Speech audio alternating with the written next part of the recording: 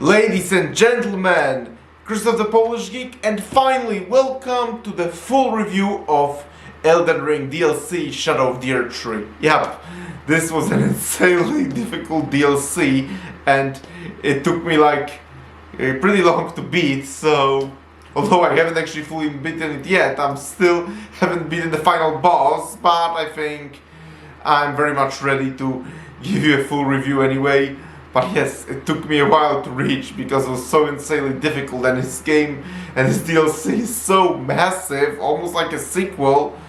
But here we are, and I'm so excited to finally talk about Shadow of the Erdtree because I think it's excellent, wonderful, magnificent. It was so worth the wait of those 2 years. It's amazing. I really love all the new lands in Shadow of the Erdtree, as well as the new lore, most of it. There are parts of the new lore that I'm not particularly fond of because it kind of retcons parts of the lore in the base game, but we'll get to it later. And new boss battles are excellent too. Yep, I think Shadow of the Erdtree DLC is brilliant and it was very worth the wait. So, let me tell you more. Some people say that Shadow of the Erdtree almost feels like a sequel, and in some ways, they are right. It's so massive. It might be the most massive DLC of any game. No wonder it took so long in the making, but it was so worth it. And also, no wonder that this will actually be the only DLC to Elden Ring. The only other DLCs I think might be slightly better than Shadow of the Erdtree are both DLCs for The Witcher 3, Hearts of Stone and Blood and Wine. Still, Shadow of the Erdtree is an amazing DLC, and for the most part, it wonderfully enhances an amazing game. There are slight problems in the lore, but we'll get to them later. Overall, outside of an insane, ridiculous difficulty, I think Shadow of the Erdtree is an amazing DLC and made me so happy to return to the Lands Between, or it means the universe of Lands Between, since technically this game takes place in Lands of Shadow, which are not quite parts of Lands Between. Again, did you meet my compatriots? I do not exactly know when this DLC chronologically takes place. I know, technically, it takes place right after your battle with Mog, Lord of Blood, but before the final boss battle. That's confirmed. I personally like to think of it that it takes place right after Mog Lord of Blood battle, but also right before Farum Azula, but that isn't clear. And considering I'm actually playing this DLC after I long beaten the final boss, I guess chronology isn't really a big thing in From Software games anyway. And after all, there are some glitches you can get around and fight Radahn right at the beginning of the main game, so I guess that further shows that the way events happen chronologically isn't big to From Software. But still, the way I like to think of it as happening is that the events of Shadow of the Erdtree are happening right before Farum Azula. Although, again, considering that technically chronologically also you fight Melania before you fight Mog Lord of Blood. And I fought Melania long after Mog Lord of Blood. I guess, again, the way you play it doesn't really matter. The base game open world was so amazing, and I loved every single area. And new area in Shadow of the Erdtree are excellent and awesome addition to the world. When you first step foot in Graveside Plain, you recognize the area from the first DLC picture, and you get a similar feeling you had when you first ever entered Lands Between. And you get the feeling that entire new awesome adventure is awaiting you, and you look so much forward to it. And I also really love the Cerulean Coast and its blue atmosphere. Jagged Peak is amazing and one of the best areas in all of Elden Ring, both base game and the DLC. And reaching the summit of the Jagged Peak is one of the best experiences in the whole game overall. And at the end, we get one of the best bosses in From Software history. We'll get to that later, actually. And there is also Hinterlands area, which is very colorful, and sometimes it actually gives vibes of a Disney movie, but its lore is so interesting and excellent, and also pretty dark.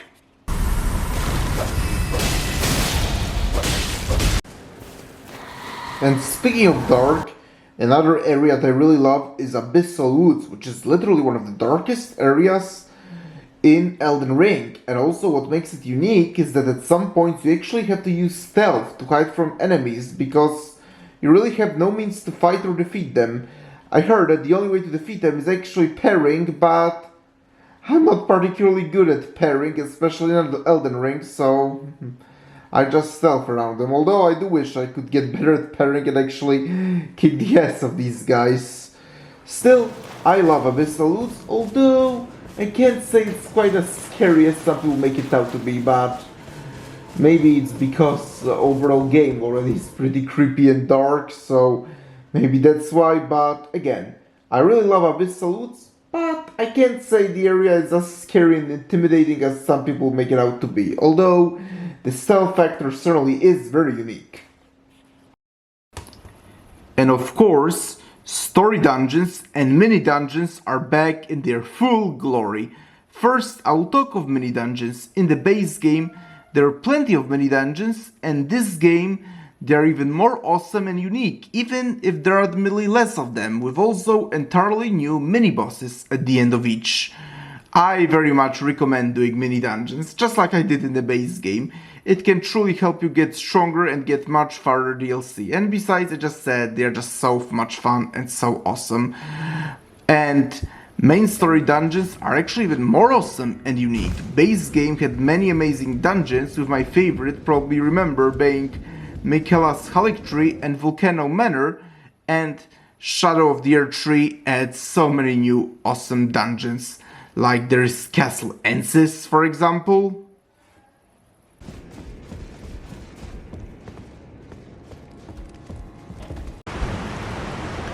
Castle Ensis gives strong vibes of Rea Lucaria Academy from the base game, both design-wise and enemy-wise, and it makes perfect sense, considering that the main boss you fight here is actually Relana, who's a sister of Renala, who was the boss of Rea Lucaria in the base game. It's a really nice attention to detail, and I very much love that. And yet still, Castle Ensis still is distinct enough to feel like its own area. And I also really love Shadowkeep. This is actually probably my favorite main dungeon in the Shadow of the Erdtree. I really love how vertical it is, and climbing all the way to the top and discovering various secrets and elements of the lore of the DLC, and a really awesome lore at that. And then I also love how actually it links a couple of different areas on the map, and you can also discover an entire new part of the map that otherwise you'd probably not be able to discover. Yup, Shadowkeep is an amazing legacy dungeon, and also what's amazing about it is at the very top of it you fight an amazing boss, one of the main bosses of the DLC, and by far one of the best ones. We'll get to talk about him soon enough, but yup, everything about Shadowkeep is amazing. The lore is amazing, the level design is amazing, the diversity of enemies, and overall, as I just said, climbing to the very top and then fighting one of the main bosses. Mongrel Intruder. Another really awesome legacy dungeon is Midras Men. It's actually pretty small for a legacy dungeon, but it more than makes up for it with its excellent design, as well as pretty creepy atmosphere fitting considering it's located in the Abyssal Woods, as well as a pretty cool boss at the end. This is a perfect example of quality over quantity because, as I just said, Midras Men is a pretty small legacy dungeon, but it more than makes up for it with its overall awesome design, as well as some really amazing lore surrounding it. I really love the new bosses in the DLC, most of them at least.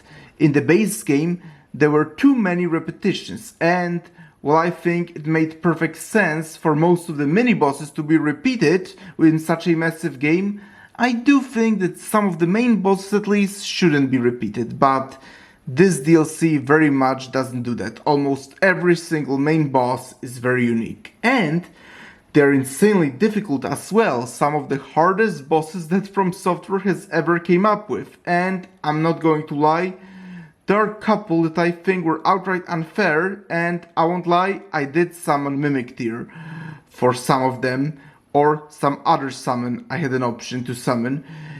I will certainly replay Shadow of the Erdtree at some point, and I will certainly do it without using any summons, but also I partially did use summons so I could get this review for you guys. My two favorite bosses by far are Meteor, Mother of Fingers, and Bailey the Dread. Dragonlord Placidiusek was always my favorite dragon fight in all of From Software, both mechanically and physically, and also one of my favorite dragon battles in any video game, but I will say that I think Bailey the Dread very much overtook him. Yep, I now think Bailey the Dread is an even cooler dragon fight, and now he is ultimately my favorite dragon boss in all of From Software history, and now Dragonlord Placidiusek is second.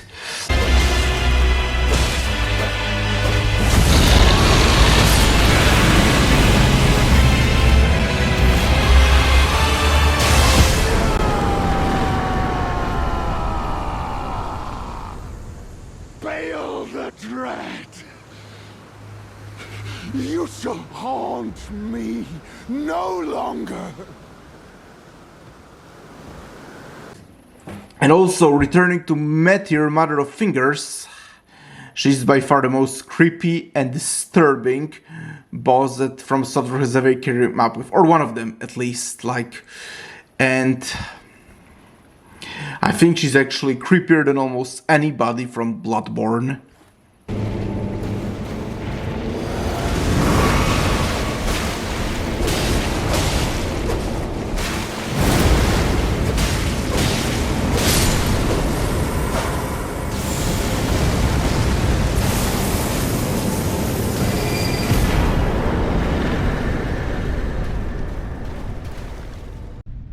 Yet, my purpose standeth unchanged.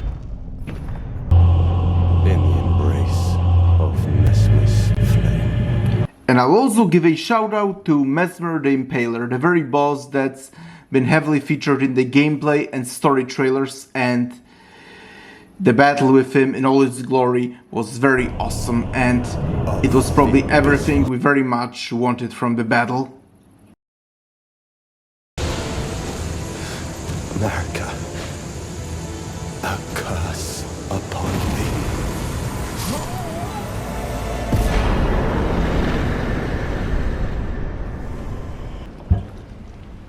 Next to Rykard, Lord of Blasphemy, Mesmer the Impaler is by far my favorite Elden Ring villain, and certainly one of my favorite villains of all the From Software games. No, Mother, forgive me.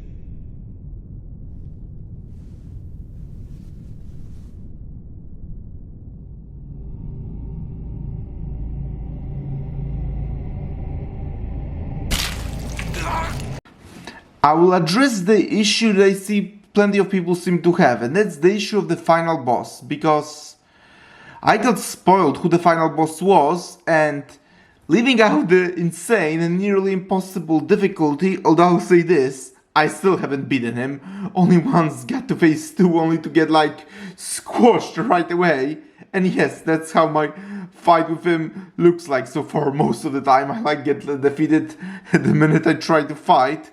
But that's a different story ultimately. I will address though who it is and why I don't really have a problem with it, because lots of people complain that it's just General Radahn again, and I initially thought it was pretty lame. I very much thought that Radahn in his prime as a boss was a great idea, but I didn't think he should be the final one. I thought maybe actually one of the outer gods should be the final one. But the more I think about it, the more I think it actually makes sense lore-wise. Let's face it, From Software final bosses were never bigger enemies from final bosses in the base games. They certainly are more difficult gameplay-wise, but not more important lore-wise. Like in Dark Souls 3, final boss of the DLC is Sister Freed, and then the final boss of the other DLC is Slave Knight Gale, and objectively, none of them are greater enemies than Soul of Cinder. As the final boss in the DLC being far lesser enemy, even if far greater in the gameplay difficulty, is pretty consistent with From Software's DLCs, especially that generally they actually happen before the final boss battle, chronologically at least, I mean. I very much love the new lore in Shadow of the Erdtree. I love everything about Mesmer, and I love the lore behind Romina, as well as Metyr, Mother of Fingers, and Bailey the Dread, really rich lore, and it very much enriches the lore of the base game. But I do have quite few gripes with the new lore, because the stuff involving Mog, Lord of Blood in the base game was really some dark stuff, and I consider him the most evil character From Software has ever created, but this DLC very much changed my mind. And yes, I will admit it now, Mog, Lord of Blood is no longer my favorite boss in Elden Ring, because he partially was very much because of all the lore involving him, but now with so much retcons around him, yep, he's certainly no longer my favorite boss in Elden Ring. I would have to think about who now is my favorite boss, but Shadow of the Erdtree very much retconned a lot of lore involving him and Miquella, and I admit I'm not particularly happy about it. I generally don't like retcons. Still, considering how massive overall lore of Elden Ring is, I guess it's no big deal in grand scheme of things, but I do confess that I don't like retcons, and I certainly don't like the retcon of Mog, Lord of Blood. Plus, the whole situation with Miquella and Radahn, and not saying it's bad, but it's clear to me that this is very much George R. Martin. Like, there is a lot of Miyazaki in other parts of the lore, but it's very obvious to me that the lore involving Miquella and Radahn was very clearly written by George R. Martin, which is normal considering that Elden Ring lore was very much a collaboration between the two. I really love Shadow of the Erdtree DLC, and together with both DLCs for The Witcher 3 as well as the Ringed City for Dark Souls 3, it is definitely one of the best DLCs ever made, and now I totally see why it took them 2 years to make it, given how massive it is. But also now I'm much further convinced now with my opinion that Elden Ring completely does not need a sequel. This DLC almost feels like a sequel of how massive it is, and I very much now think that From Software should just move on to new ideas. But still, I really love Shadow of the Erdtree. I mean, it is insanely difficult and I still haven't beaten the final boss. It doesn't seem like I've been close to getting a hang of him, but oh well. Doesn't change the fact that I just love Shadow of the Erdtree DLC, and it's possibly even now Game of the Year, even though technically it's only a DLC. Although, I'm also very much looking forward to DLC of Lies of P, and let's see how that one will do. But here, ladies and gentlemen, you have my review of Shadow of the Erdtree, and thank you all of you for checking out this review. Press the like button, please subscribe to this channel, and I will talk to you soon in another video. Talk to you then, bye!